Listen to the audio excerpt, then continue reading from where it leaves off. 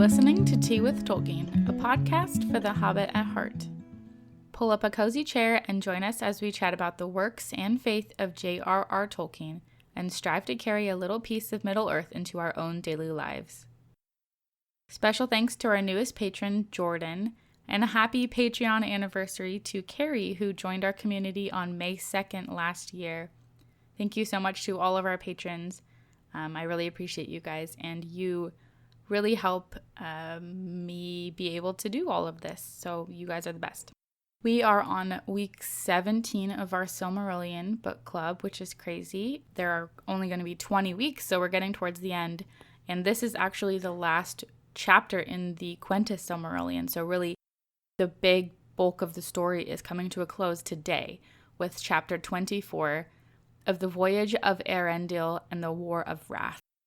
Last week, I did a quote of the week, and a few of you said you liked it, so I thought, hey, I'll do this again. So this quote of the week is from this week's chapter. Hail, Eärendil, of mariners most renowned, the looked-for that cometh at unawares, the longed-for that cometh beyond hope.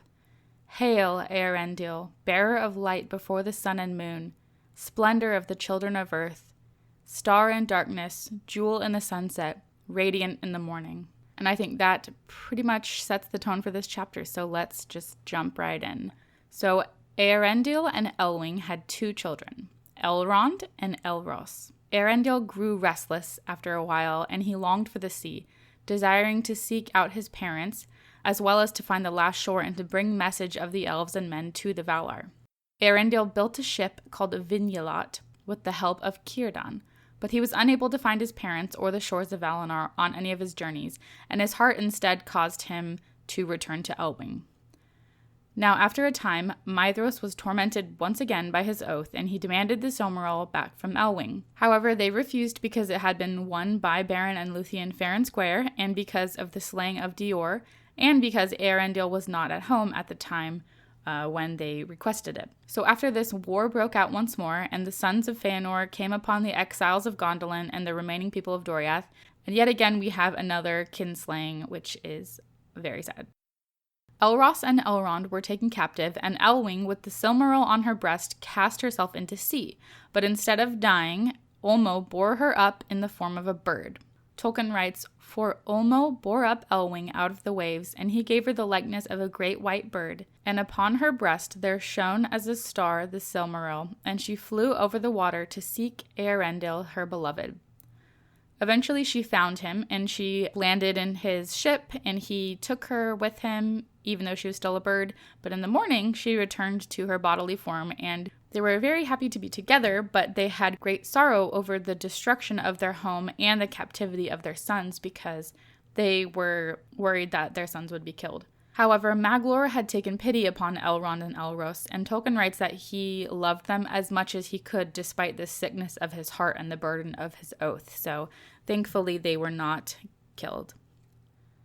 After this, Eärendil and Elwing sailed to the Blessed Realm, and they were able to do this because of the doom that lay upon him and his fate, as well as because they had the Silmaril with them.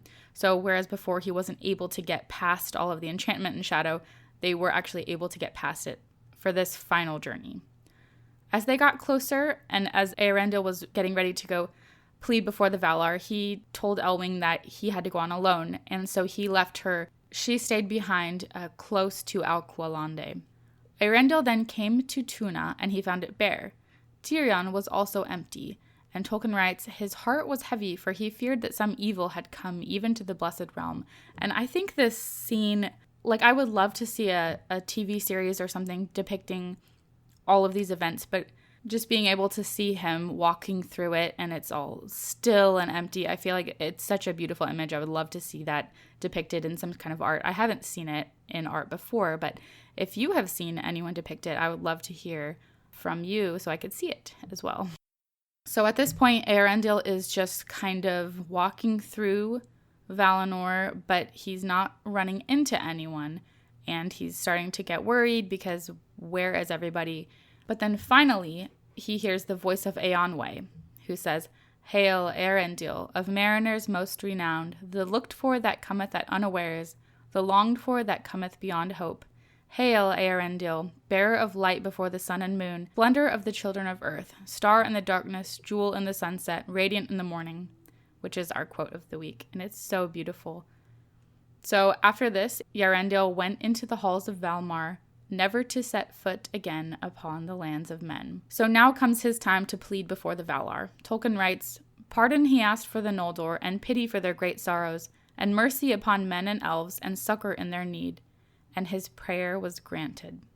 So after this whole time, the Valar have really sat, not really participating in the war against Morgoth. It's been a while, and it kind of felt like they had abandoned everyone. But finally, they're like, okay, this is our time. After this, Manwë declared that Eärendil and Elwing should not walk again in the Outer Lands, since they had come to the Blessed Realm. They weren't going to be able to leave. And he said that they and their sons would be given the choice between mortality and immortality. Elwing and Eärendil chose to be judged among the firstborn children of Ilúvatar. After that, the ship of Eärendil was taken and hallowed, and it was filled with a flame pure and bright. And Eärendil was placed at its helm with the Silmaril at his brow, to journey through the night sky as a star. For Elwing was built a tall white tower from which she would sometimes fly as a bird to meet him. Tolkien writes, "Now when first Vinulot was set to sail in the seas of heaven, it rose unlooked for, glittering and bright, and the people of Middle-earth beheld it from afar and wondered, and they took it for a sign, and called it Gil Estel, the Star of Hope. And when this new star was seen at evening, Maedhros spoke to Maglor his brother, and he said, 'Surely that is a Silmaril that shines now in the west?' And Maglor replied that if this is a Silmaril, this is good news, because that means it's finally safe from evil. And after this, the elves didn't despair anymore, and Morgoth was filled with doubt. At last, the host of the Valar prepared for their final battle against Morgoth. Finally. The Vanyar and the Noldor, who had remained in Valinor with Finarfin, marched with the Valar, as well as some of the Teleri. Tolkien writes, "The meeting of the hosts of the west and of the north is named the Great Battle and the War of Wrath." So this big battle breaks out. It's totally crazy. And at last, Morgoth was bound with the chain of Aingainor, which he had worn before, and the remaining 2 Silmarils were taken from him. Tolkien also writes, which I love, that the crown he had fashioned himself was beaten down into a collar around his neck. So that is a very chilling imagery, if you ask me. After this, the realm of Morgoth was ended. Pretty much all of his subjects and evil creatures were destroyed. However, a small amount of them fled and were hidden within the cracks of the earth deep down in the tunnels. And even though his realm was ended, the world was changed entirely after this. The remaining sons of Feanor demanded the Silmarils, but Eönwë was holding on to them, and he denied them this. He told them that their right to them was forfeited, just basically because of what they had done. However, they were tormented by their oath, and they felt like it was inescapable. So Maedhros and Maglor resolved then to take the Silmarils by force. However, once they obtained them, the Silmarils burned them unbearably, and they realized that, yes, they really did lose their right to the Silmarils. The Silmaril that Maedhros took burned him so unbearably that he cast himself with the Silmaril into a chasm filled with fire. Now, the other Silmaril was so painful for Maglor to hold that he cast it into the sea, and after this, he wandered along the shores and lamented the loss of the Silmaril.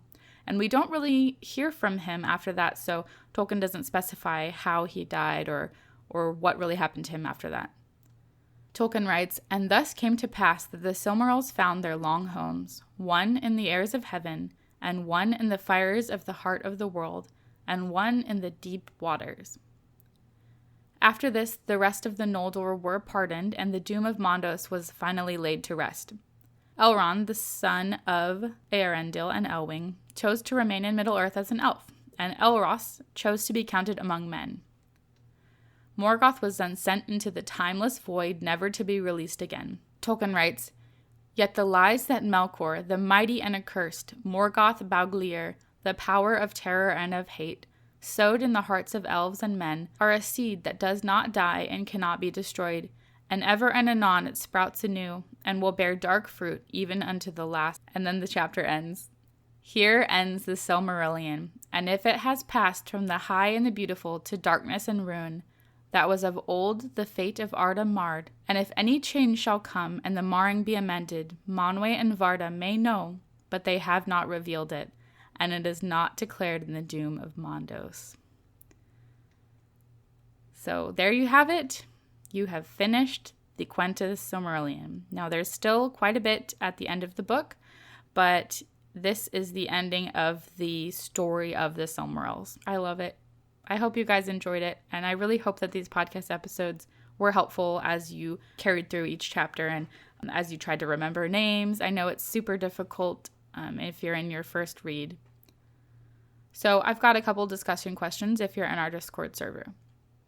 What is the significance of the star which gives hope to the elves, and what do they call it? What becomes of the 2 Silmarils which had been on Morgoth's crown? What becomes of the oath made by the sons of Feanor?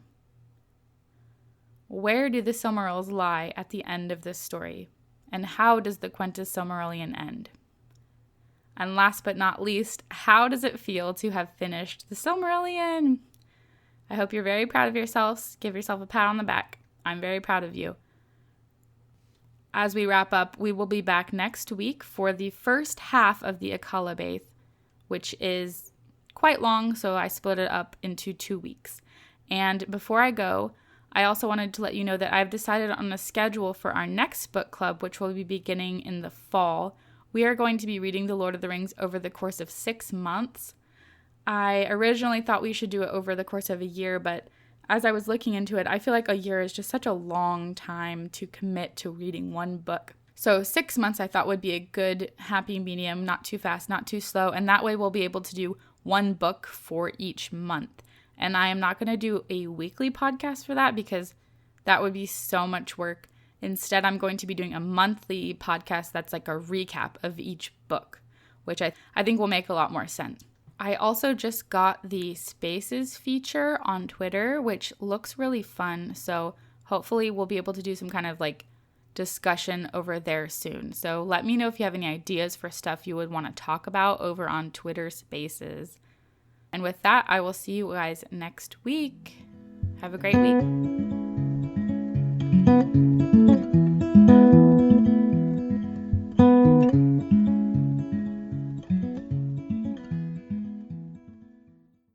Okay, and I also have one bonus discussion question. Would you rather become immortal, but you have to be a star, or die as a mortal man like normal? Because I would not want to be a star for eternity. It sounds kind of miserable and lonely, and I also wouldn't want to become a bird. So I feel like Tolkien gives this fate to Eärendil and Elwing as a gift, but to me it sounds awful, especially if you were already a man and you were created for mortality, to then be given immortality. It sounds awful to me, but I would love to hear your thoughts on that. I thought that would be a good discussion point. All right, okay, for real, I'm done. Okay, I'll talk to you guys later. Bye.